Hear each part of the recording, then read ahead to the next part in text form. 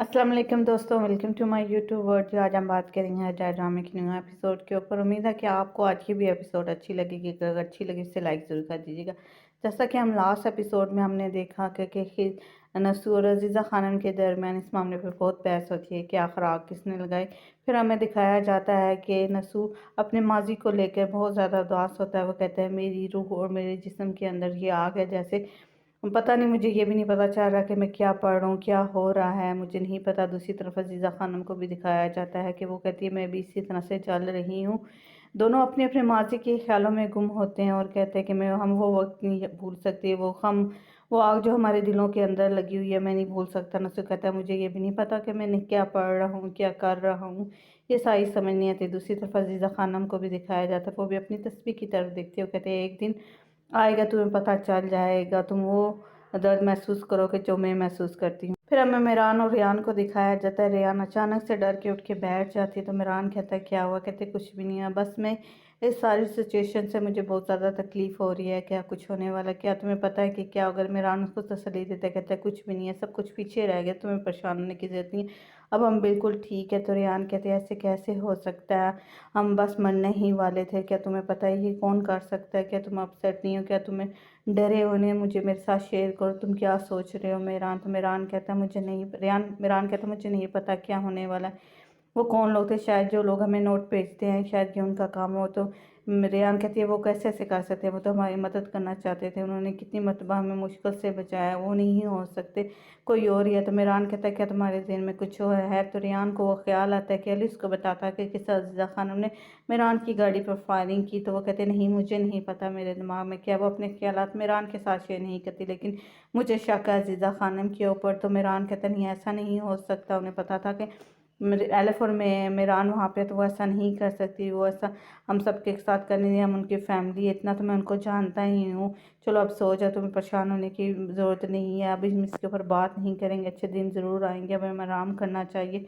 फिर ये अगला सीन दिखाया जाता है, सुबह हो जाती है, दोनों एक दूसरे को गुड मॉर्निंग कहते हैं, विश करते हैं और कहते हैं कि चलें आप जल्दी से एक अच्छा सा नाश्ता हो जाए, हम अपने दिन का आगाज़ अच्छे से करते हैं, खुदा हमारी मदद करेगा। इस तक से वो दोनों बातें करते हैं। तो मेरान रेयान जाती है कि मैं अब फ्रेश होके आती हूँ। तो मेरान उसे कहता है जल्दी से मैं नाश्ता लेके आता हूँ, तुम्हें परेशान होने की ज़रूरत नहीं है, जो कुछ भी हुआ मैं खुद देख लूँगा। तो दोनों बहुत अच्छे मूड के ऊपर होते हैं। मेरान नाश्ते के लिए कह देता है, वो रेयान वहाँ से चली जाती है। तो मेरान अचानक हंसते हंसते संजीदा होता था और कहता है रेयान तुम्हें क्या पता कि मेरे अंदर कितना खौफ और कितना दर्द है कि मैं तुमसे शेयर भी नहीं कर सकता। फिर किसी को कॉल करके पूछता है, कहते हैं क्या कुछ पता चला, कोई न्यूज़ है कि आखिर आग किसने लगाई?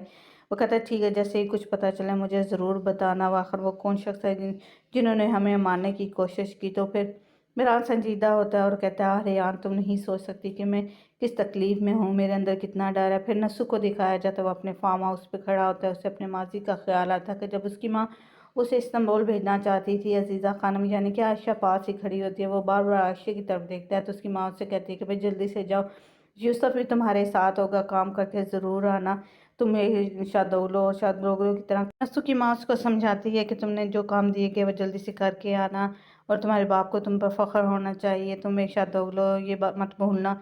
नसु ये सारी बातें सुन रहा था अपनी जवानी के अंदर, लेकिन वो आयशा उसकी तरफ जख्मी नज़रों से देख रही अपनी। उसकी माँ उसको कहती है चलो अब चलते हैं। नसु की माँ वहाँ से चली जाती है, आयशा को देखते यानी कि अजीज़ा खानम को देखते देखते वहाँ से चली जाती है। कहते हैं जाओ और अपना ज़हन सिर्फ अपने सफ़र की तरफ लगाओ। दूसरी तरफ दिखाते आयशा कहती है क्या तुम नहीं जा सकते? तो नसु कहता है बस 3 दिनों के लिए जा रहा हूँ आयशा, तुम क्यों परेशान हो रही हो? मैं तुम वो कहते हैं तुम मुझे और मेरे घर वालों को यहाँ अकेला छोड़ के चले जाए, क्या तुम्हारा जाना ज़रूरी है? वो कहता है आयशा तुम्हें डरने की ज़रूरत नहीं है, सब कुछ ठीक हो जाएगा। यूसुफ वहीं पर खड़े होते हैं, आयशा को तसल्ली देता है और नसु कहता है मेरे बाबा हैं, मैं उनको सब कुछ बता दूंगा जो भी हमारे दरमियान। वो कहती है अगर वो ना माने तो फिर क्या होगा? वो कहते हैं मैं जल्दी से वापस आऊँगा, हम एक बहुत बड़ी शादी करेंगे। वो कहते हैं अल्लाह करे ऐसे ही हो जैसे तुम कह रहे हो। तो नसु से आयशा को कहता है तुम्हें परेशान या डरने की ज़रूरत नहीं है, मैं हमेशा तुम्हारे साथ हूँ, मैं तुम्हें छोड़ के नहीं जाता। फिर नसु माजी हाल पे लेके आता है। तो नसु कहता है काश मैं उस दिन उसको छोड़ के ना जाता तो ये सब कुछ ना होता, काश वो वक्त वापस आ जाए, मैं अब सांस नहीं ले सकता।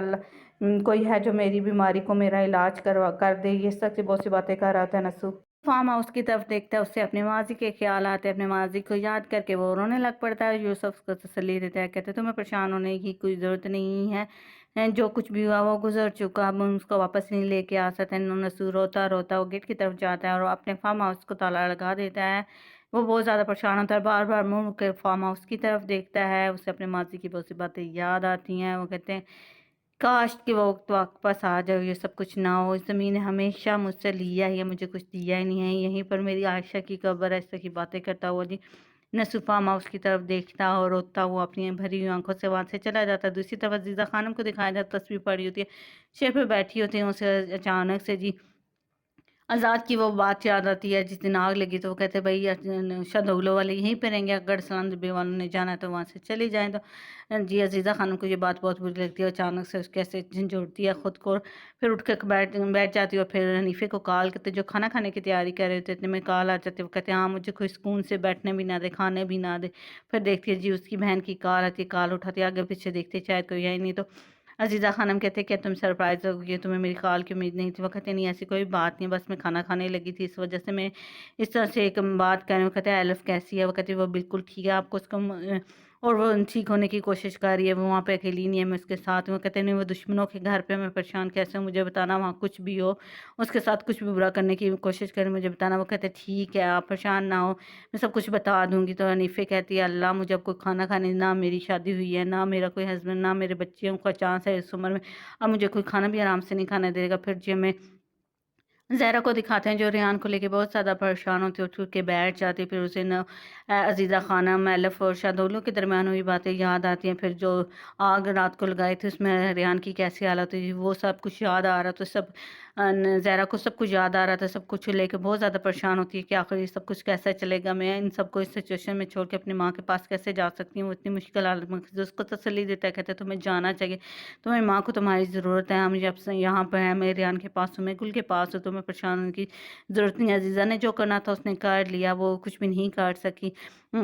फिर जी ज़हरा को ख़्याल आता है, इस्मा से बताती है, मेहरान मोहम्मद अर्सलान मलिक का बेटा नहीं है, बल्कि खिज़र का बेटा है। यानी कि ज़हरा को सारी पीछे वाली बातें याद है। फिर मेहरान और खिज़र के दरमियान हुआ मुकालमा याद आता है कि भाई तुम मेरे बाप के कातिल, मैं तुम्हें छोड़ूंगा नहीं। तो खिज़र कहता है, तुम्हें कुछ भी परेशान होने की ज़रूरत नहीं है। अगला फिर सीन दिखाया जाता है, रेहान और मेहरान होटल की लॉबी में नाश्ते के लिए आके बैठते हैं। मेहरान कहता है, मैं अभी कुछ लेके आऊँ। फिर हारून वहाँ पे आ जाता है, कहता है, शहदोगलो की सभी लड़कियाँ बहुत खूबसूरत हैं, मुझे इसके साथ बात करनी चाहिए। वो जहाँ पे बैठ जाता है, वो कहता है, अभी वो कहती है, कौन हो तुम? कहते तुम्हें नहीं पता मैं यारीम का मंगेतर हूँ। कहता अच्छा, मुझे ये नहीं पता था।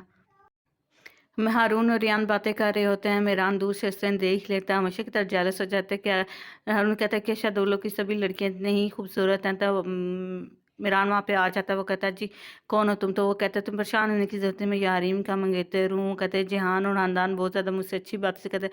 मेहरान कहता है मुझे तो ऐसा लगता है जैसे तुम 40 साल से वहीं पर रहते हो। तो हारून कहता है अच्छा तो लगता है तुम जेलस हो रहे हो, तुम्हें इतनी अहमियत नहीं दी जाती जितनी मुझे दी जाती। तो मेहरान उसकी गल बात को एंजॉय करता है, कहता है भाई उठो उठो यहाँ से उठो, इससे पहले कि मेरा टेम्पर लूज़ हो जाए, तुम्हें यहाँ से जाना चाहिए।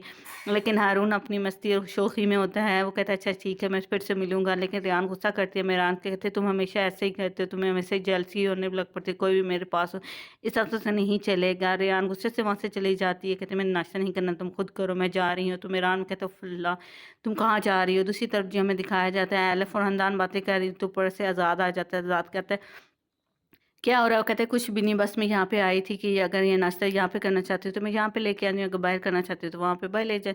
चलो ठीक है, आप आ जाओ नाश्ते पे, मैं तुम्हारा इंतज़ार कर रहा हूँ। ज़ात कहता है माँ ने कुछ कहा तो नहीं? वो कहते नहीं, वो मुझे क्या कह सकती है, हम हर वक्त अपने कमरे में तो कैद नहीं रह सकते, चलो हम नीचे चल के नाश्ता करते हैं। दूसरी तरफ जो हमें गोनों को दिखाया जाता है, जो अपनी माँ के कमरे को लॉक करती है, लेकिन वहाँ पर सुल्ताना नहीं होती। वो कार्ड को कहते दरवाज़ा तोड़ दो, दरवाज़ा तोड़ देते, लेकिन अंदर सुल्ताना नहीं होती। बहुत ज़्यादा परेशान हो जाते, आखिर मेरी माँ कहाँ पे गई?